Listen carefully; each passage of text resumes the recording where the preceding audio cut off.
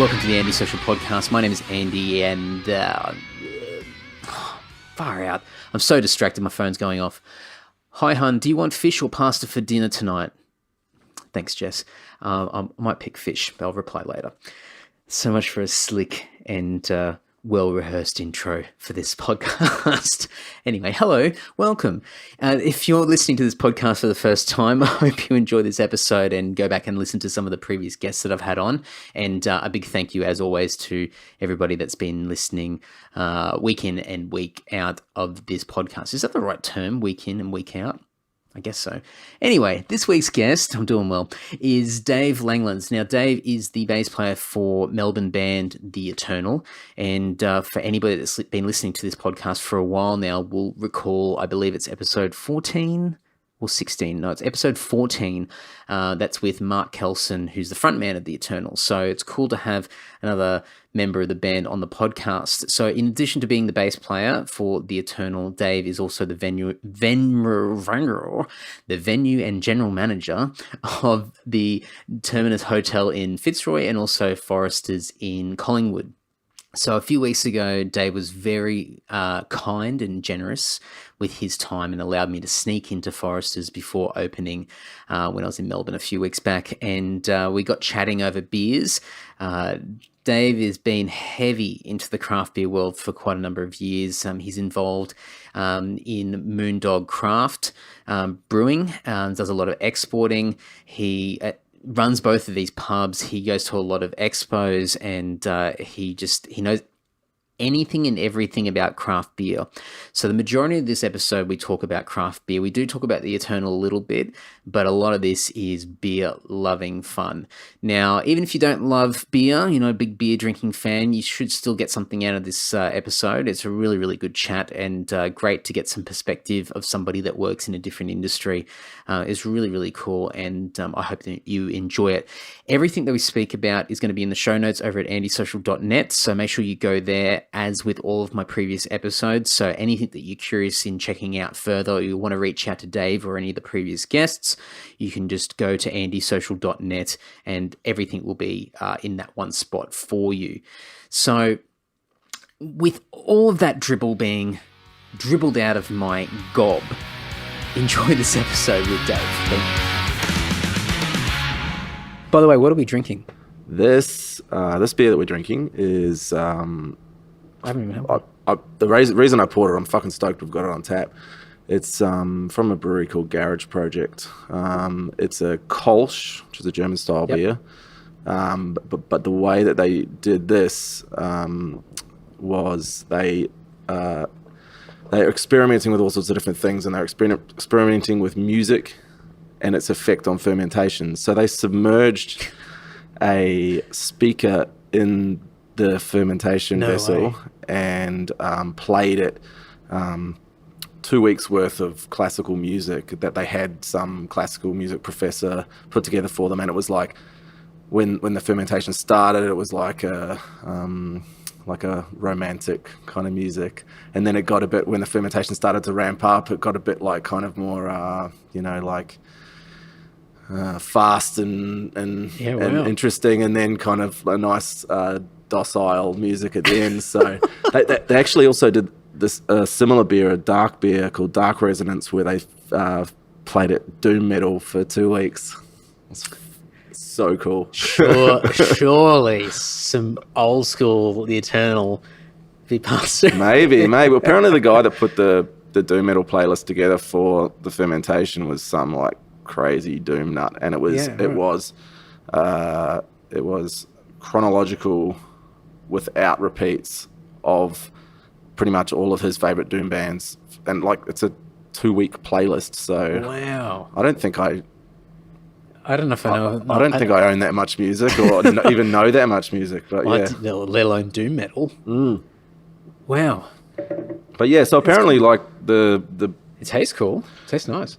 It's pretty simple beer. Apparently, like it was like 14% better attenuation fermentation than the standard ferment by playing music. What a different concept. I mean, even if it was just marketing alone, that's cool. Like, people will drink the beer because of the story behind it. That's sorry, are they Australian? From Wellington. Wellington. Okay, Yeah, so yeah, Kiwi. yeah. There's a few um, more out there breweries and working in Australia at the moment. The guys that I do some work for, Moondog, they do pretty crazy stuff. They do put all sorts of different ingredients in beers and different flavors and experiment with lots of different stuff. But Garage Project are one of these breweries that are just next level. They're just crazy. I love that. I love it's sort of like the equivalent of women that are pregnant and they put the headphones on their belly and play music for the child in the womb to try and give it early development. Yeah. But I understand the logic behind it. And I guess when it comes to music and you got like I don't know, this is where I've got no idea what I'm talking about, but like sound waves and different things that are created, rhythm and whatnot. I mean, it's all sort of chemistry in a way. Everything sort of mixes in together. So as crazy as it sounds, I mean, maybe there's some science behind it that... Look, I'm sure there is. I mean, yeast is just it's a living organism. It has, it eats, it poops, essentially. It poops alcohol, which is just awesome. I was about to say, I wish I pooped alcohol, but that actually proved to be a really horrible thing if I did that. Yeah. It would be fucked up. My life would be over. Yeah. That's it. I wouldn't even leave the house. But yeah, look, I don't know. There's certainly no shortage of alcohol in my life, but if you can, make something of it and not let it. Well, you've made a business out of it. I mean, you've made employment and a livelihood out of it. So you're obviously on the right track. Yeah, it's an interesting industry to be in, and it's an interesting place to be in, especially like I guess where my life is now, where so essentially I'm running 2 pubs that are real instrumental in craft beer. We do a lot of events, a lot of collaborations, all that sort of thing, and randomly started working doing beer exporting a couple of years ago, just kind of out of a chance meeting in Japan with some guys that I'd met through a beer event, and then ended up somehow just falling into this weird world of selling beer to the rest of the world. It's weird. Okay, so on that part of it, what's involved in exporting beer? Because I can only assume, whenever I think about alcohol and business, I think of licensing, I think of all sorts of expenses and fees just to practice the point of selling alcohol. But to export it overseas, what sort of stuff do you have to go through? What does it even look like? You can go into as much detail as you want. It's from an outsider's perspective, it is confusing, and it's really like, how does that even happen? When I first started doing it, I literally knew nothing about it. And when I was first approached to do it, I was just like, I don't know how to do that. I don't. But I have a kind of firm belief in saying yes as much as possible. Nice. Which is sometimes gets me into some pretty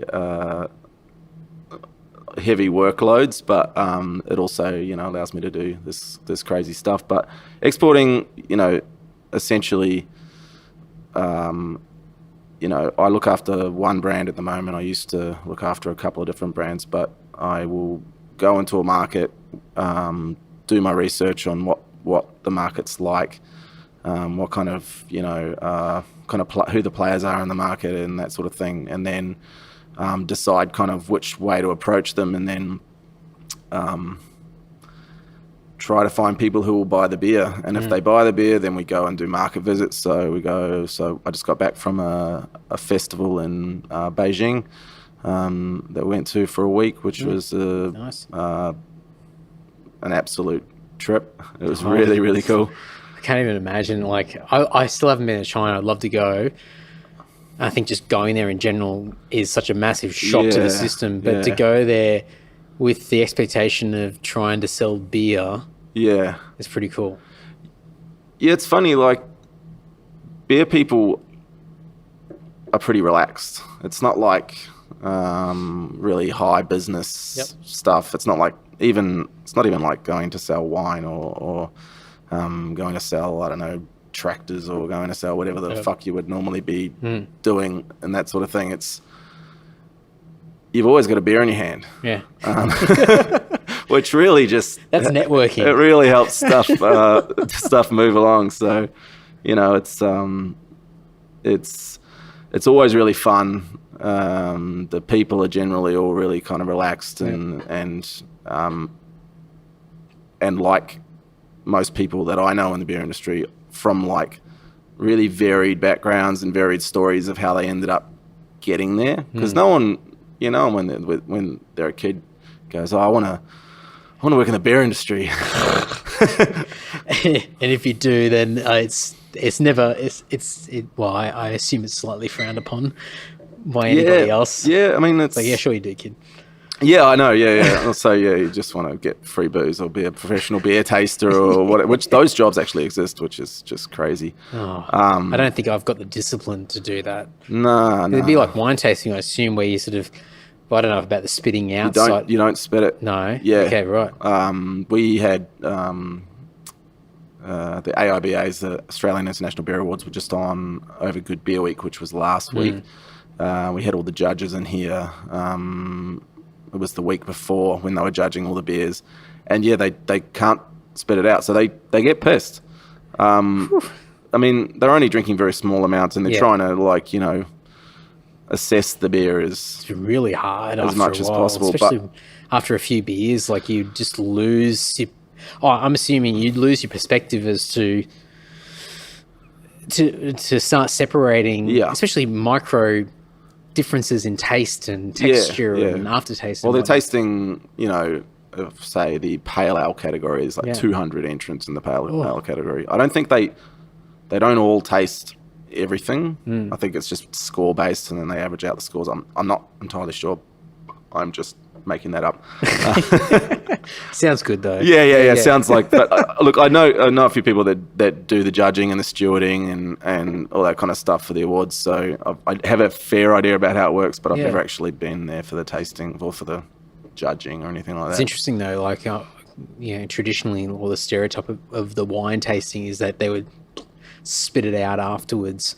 And then just go through and they're looking for the initial taste. But for beer, like, you've got to consume it because that's part of the whole... Yeah, and also there's so much of your taste of beer, and it's all tied into, you know, the back of the mouth and the throat and that sort of thing that really dictates how it tastes and that sort of thing. Man, I talk about beer too much. It's good though. I mean, it's crazy. It's cool that you got a love for it, and like a lot of people love beer. I'm fucking one of them, but you've been able to turn it into something that makes viable sense from a financial point of view to have your livelihood. You've made it into a job, and so your role or job where it comes to here, and the other pub is it's the Terminus in Fitzroy North. Yeah. What your sort of like the bar manager, or what's the general manager of both? I was at the Terminus for about 5 years. I used to work for a big corporate pub company that were, you know, 100% kind of mainstream beers, and then happened to start working in the James Squire Brew House, which was, I think, you certainly went there when I was working there, and they had a brewery in sight, and, you know, really got into beer and stuff like that, and then approached the Terminus, who were at the time expanding and building a whole extra thing on. So I've been there. I helped, you know, with that expansion, and then ended up being venue manager there for a couple of years, and now general manager of this place, Foresters, and the Terminus. And I guess it's like my role is just managing people and building teams and, coming up with events and, I don't know. We've done, like, as an example, Good Beer Week just happened, and the range of things that we did throughout the pubs. We did everything from we did collaboration beers with local breweries. We actually did a collaboration hot sauce at Terminus between it was a whiskey distiller, a hot sauce company, and Terminus all got together and came up with this whiskey barbecue hot sauce, which is delicious. I'll give you a bottle, actually. I've got some behind the bar. Drooling at the thought. To, like, the Garage Project guys, for instance, we did a Garage Project lab, which was essentially like a science fair with beer. Wow. So we had a guy with liquid nitrogen making sorbet out of this sour beer and adding all these different flavors and stuff to it. We had, like, they have this beer called 2 Pour Flat White, which is a shot of really strong coffee stout, and then this really creamy, almost like it's a nitrogenated, so it's like a Guinness, that really creamy, smooth head. So using that as the milk and creating like a beer flat white. Garage Project again, just I tell you crazy. what, like, I could see my morning to evening day, my daily routine. You could easily substitute beer into every part of my day. Breakfast, lunch, and dinner, and everything in between. There's a way to blend it in. It's pretty diverse as a drink. It's funny. I actually end up just drinking gin and tonics at the end of a shift most of the time, which is a really refreshing drink. My wife, she'll love to hear that because she's just an advocate for gin and tonic. She Delicious. just loves it. She's not a big beer drinker these days, but she'll get on the gins. She loves it. Loves it.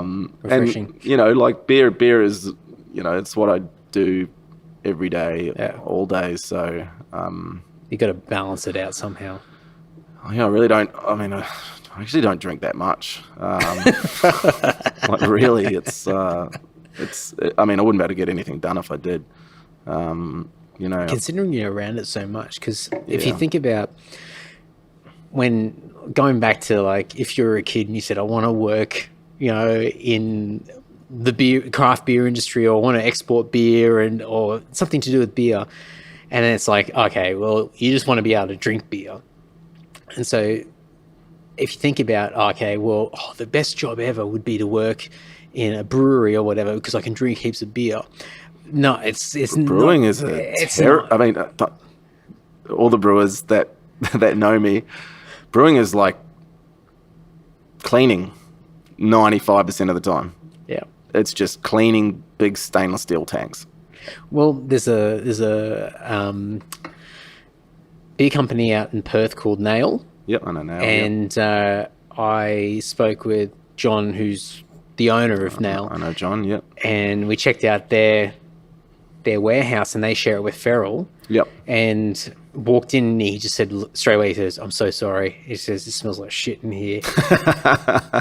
And there was this really, really strong stench of, well, the memories that came back into my head was the waking up on a fold-out futon mattress at some share house in Newtown in Sydney, with, like, spilt beer all over my legs and on the ground and on the mattress, and that really stale, I know the smell. Yeasty beer smell.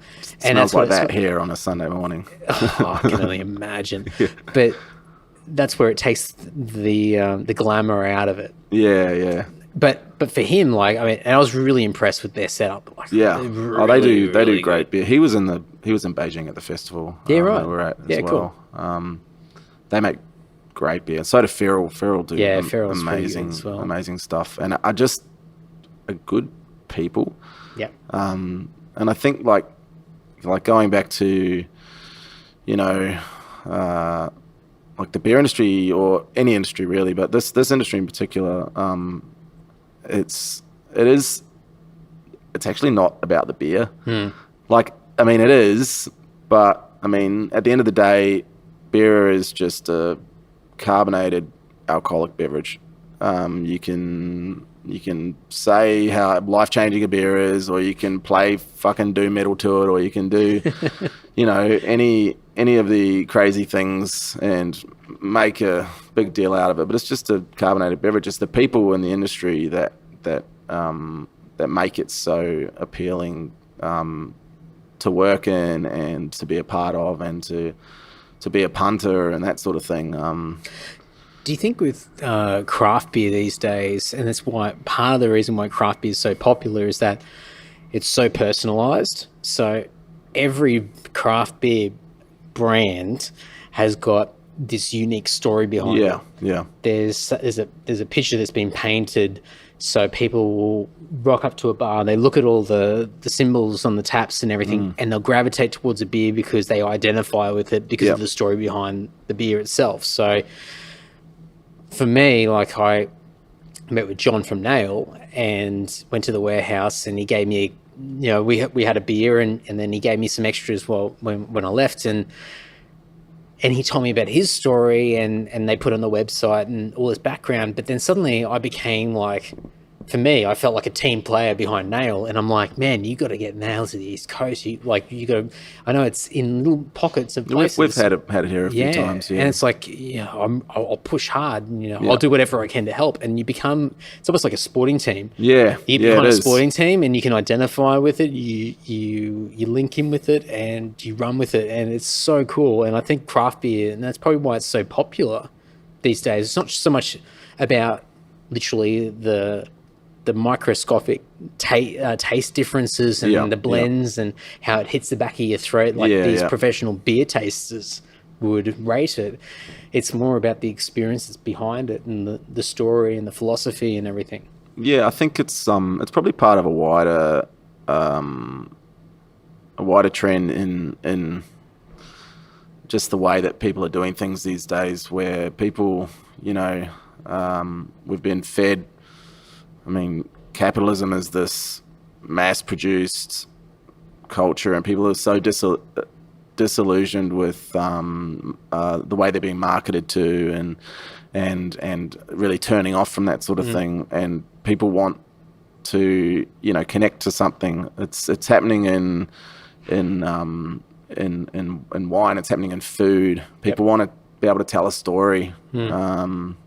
People want to have a connection to it or whatever. One-on-one marketing. And especially now, like, you've got, whether it be food, drink, or clothing, or music, or whatever it might be, you've got to try and find some sort of identity behind it, because it's so flooded. Every product and service is flooded. There's so many different things out there. So if you're a beer brand, you got to compete with thousands of other beer brands out there, and you got to try and push your way out of the pack. And without that identity and that story behind it, then you just become part of the rest of the thing. And years and years ago, you had your Tui's, you had your Carlton, and all those, and that's all it was. They had the monopoly, and you didn't have things like social media and this quick connection with people, quick communication. Now it's like anyone and everyone can connect. Yeah. So you got to up the ante. It's like, it's crazy, like, what you have to do now to stay ahead of the pack. Yeah, I mean, I think with beer, especially craft beer, breweries are much less competing with each other. They're more competing with the big guys. Yep. Because the big guys' market is shrinking every day, and the little guys' market is growing every day. So there's more and more space for everyone. Although there are a lot of young, inexperienced brewers and breweries starting up now that I just look at them and go, shit, how are you going to survive? Well, as in, like, good intentions, but not thinking. Well, it's still a business. Yeah. I mean, like, it's this romantic idea that, I want to be a brewer. It's going to be this amazing life. but the reality of marketing, the resources needed to do it, the quality control, and the realities of actually getting the beer into people's hands.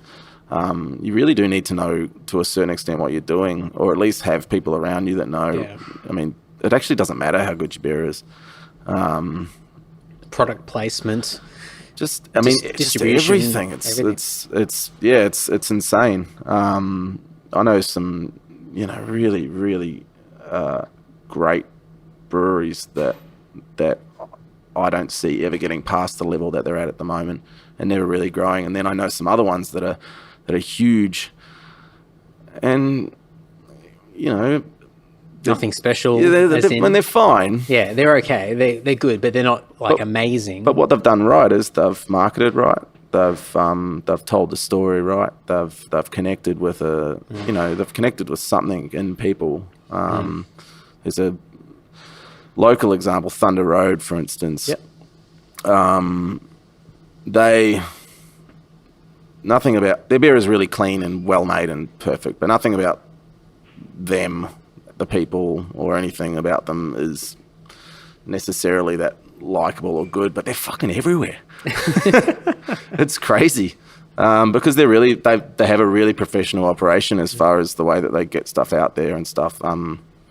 But they're probably not up with my favourites in the industry, but they've got a good team around them to ensure they're just visibility. they're professional. Yeah, professional. Which is, that's probably why. If you look at the mainstream beer brands, Tooheys, Carlton, I don't know, whatever else. Who's still around these days? Castlemaine, like Forex, are they still owned by? You've got two main players. Yep. CUB, which is Carlton United, who is owned by AB InBev, which is an American company, who own, so that's Anheuser-Busch.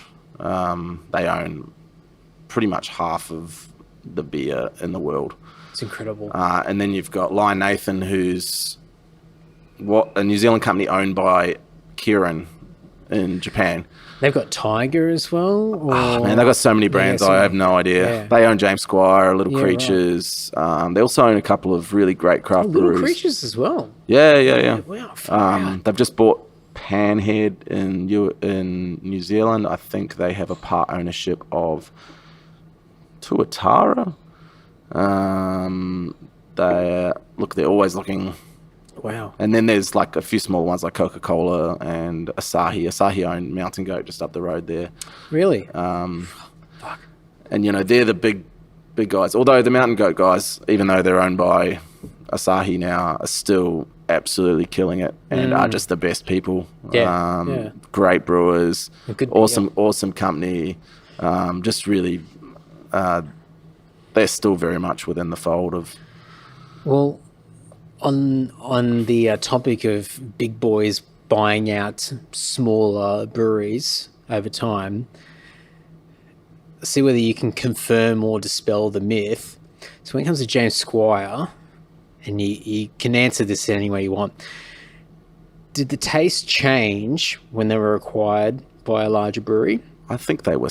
I could be wrong, but I'm pretty sure they were started by Lion Nathan. I don't think they were ever a small brewery. Because I think they got acquired by somebody I don't know, halfway through, but after a certain period of time, they got acquired by somebody large. I have no idea how the structure worked, but I just remember, and this might be a mental thing, but I remember somebody working, because this is the Tooheys guys who were doing, they were brewing that stuff. And I remember there's a guy in Sydney that works for Tooheys, and he's like, I just started brewing Squire. I'm brewing like Golden Ale, and you know me. Yeah, I know you and Golden Ale. I've got a relationship with Golden Ale, and then I think maybe it was more of a mental thing than rather than anything else. But I'm like, hang on, Tooheys, the Tooheys guys or whatever helping with the brewing of James Squire. What the fuck? And then suddenly, like, it didn't taste the same after that. But I don't know. Yeah, look, there's a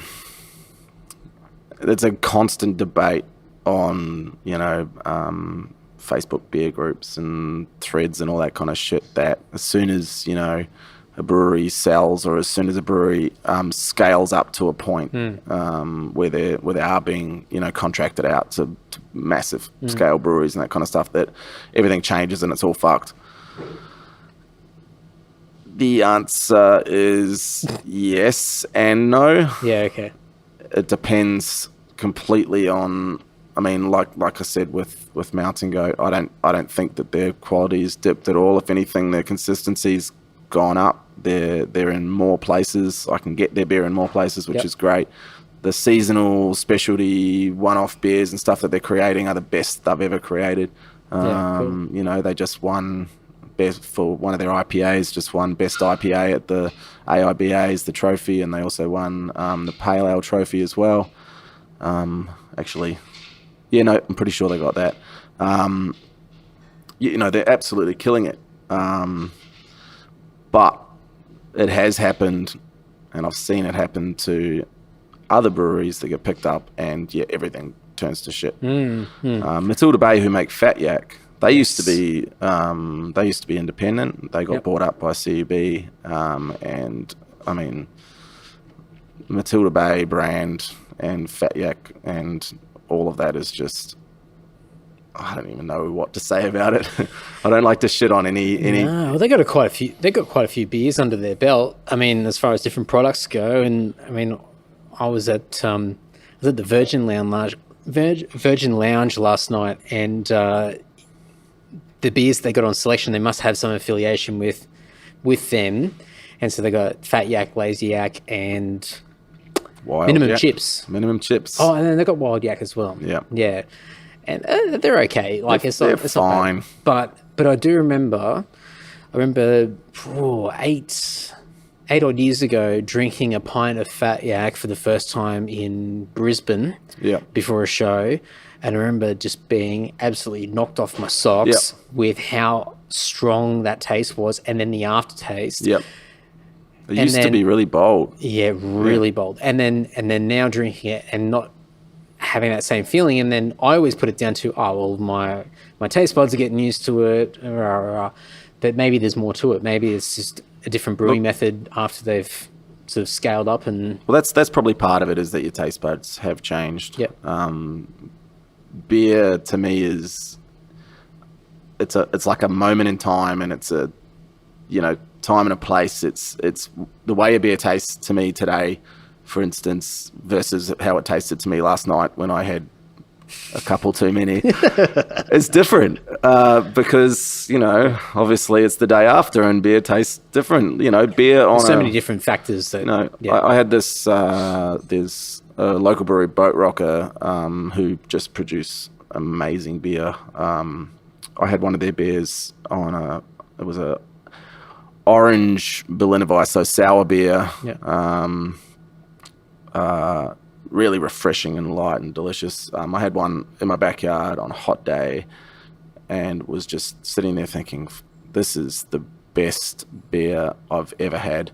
And then I had it a couple of weeks later at night time in a bar, and I was just like, not meh. I mean, I'm like, it's still really good, but like it just didn't have that impact. It didn't, and that could be the experience that you've had with Fat Yak. I mean, I think that their quality's not necessarily quality is dipped, but their flavours certainly dipped in the 8 years that they've I think Fat Yak's been around about 8 years. Roughly. I mean, I don't know the exact year when I first remember drinking. I just remember the bar that I was at in Brisbane at the time, and just going, what the fuck? Like, what a stupid name for a beer. Yeah, I'll get that. And then I got it and just went, oh, geez, like it's knocked my taste buds off.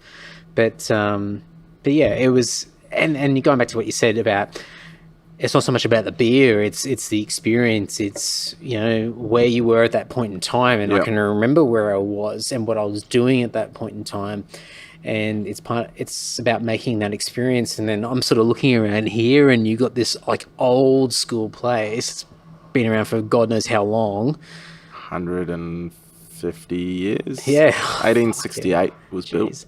You got this like podium up the top there, like this bloody gold clamshell roof. It's a spectacle. Yeah, but it's cool, and that would add to the drinking experience.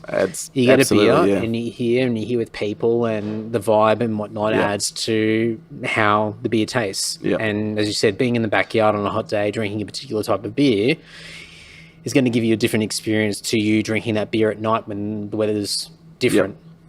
So it's all time and place and whatnot. So it's about creating the right thing at the right time. That's why, like, you go to restaurants now, and some restaurants have got their menu list, and then they link them up with beers. I think the guys at James Squire were doing that for a bit. They link a beer in with a particular type of food. It's a good thing to do. Yeah, I mean, beer is infinitely better with food than wine is, and there's probably a whole bunch of sommeliers and wine people going bullshit, but you know, the diversity of flavour you can get from beer and how it actually pairs with different types of foods. You know, you've got sweetness, sourness, bitterness, dryness. There's floral flavours. There's fruity flavours. There's spicy. There's all sorts of stuff that you don't get from something like wine. It's we do a bit of that here. We've done a few at the Terminus, especially done quite a few beer and food matching dinners and that sort of thing. How many beers do you have on tap here? 24. And do you rotate them fairly regularly? About half of them we do. Yep. Okay. Last week for Good Beer Week, we were New Zealand Pint of Origin, which meant that we just did New Zealand beers for the entire week. We rotated through 80 different beers in a week, which was fucking hard work. Yeah, I bet. Absolutely. But it was awesome, like, because we have beers like the one we're drinking, the Resonance, and that Dark Resonance. We had that on tap, the Doom Metal beer, which I was just stoked about. That's cool. And lots of really crazy, fruit beers and stuff. And we imported some beers, especially from New Zealand for it. But yeah, it's a lot of work sometimes, but it's the thing that keeps people coming back and keeps people excited about what we're doing, I guess. It's a different mentality these days. Like, if you think about your traditional pub and going back maybe 10 years, 15 years or so, and you expect the big names, Draft, New, VB, 4X, whatever it might be. And, and I guess that's that old school mentality. Like, I know what I like, and I know I can get it, and it's that reliability, and they're still around. But I think having this sort of concept, and there's more bars than ever and pubs that have that now, that you can rock up and you can look at the taps and go, fuck, what haven't I had yet? I'm going to have that. And I reckon that's awesome. We still have Carlton on tap at both of the pubs. Yep. We still have Cooper's on tap here.